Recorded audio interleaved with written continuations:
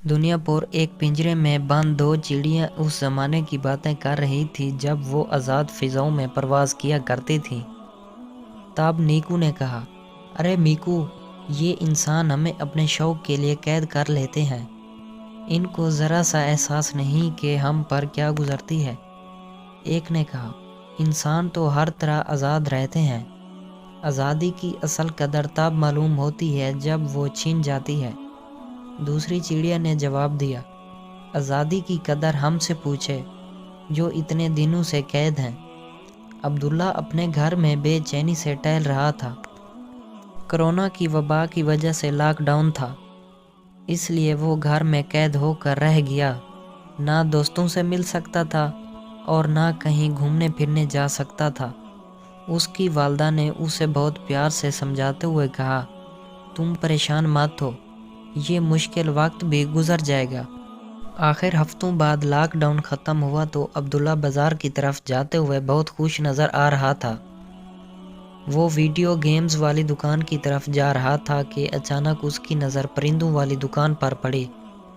उसने परिंदों को पिंजरों में यूं कैद देखा तो उसको अपना लॉकडाउन के दौरान घर में गुजरा वक्त याद आ गया कि वो उस वक्त कितना बेचैन हो गया था। उसके कदम वहीं रुक गए। उसने दुकानदार से उन परिंदों की कीमत पूछी, फिर वीडियो गेम्स खेलने के लिए जमा की हुई रकम दुकानदार की तरफ बढ़ा दी, जो कि परिंदों की कीमत के बराबर थी। अब्दुल्ला ने खुद आगे बढ़कर पिंजरों को खोल दिया।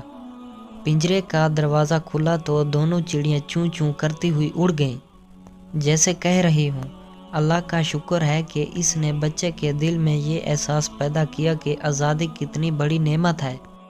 प्यारे बच्चों, इस कहानी से हमें ये सबक मिलता है कि किसी परिंदे को पिंजरों में कैद नहीं करना चाहिए, बल्कि उसे अगर कैद किया हुआ देख लें तो उसको आज़ाद कर देना चाहिए, क्योंकि आज़ादी एक बहुत बड़ी नेमत है। क्योंकि इन परिंदों का कोई कसूर नहीं होता जो कि हम लोग इनको अपने पिंजरों में कैद कर लेते हैं। इनके छोटे छोटे बच्चे होते हैं जो कि ये दाने तुनके की तलाश में आ निकलते हैं। दोस्तों, इस तरह की हमारी नई वीडियोस देखने के लिए हमारे YouTube चैनल को सब्सक्राइब ज़रूर करें। अगर आपने अभी तक हमारा YouTube चैनल सब्सक्राइब नहीं किया तो इसको ज़रूर सब्सक्राइब कर लें ताकि आपको इस तरह की नई वीडियोस फौरी मिलती हैं और आप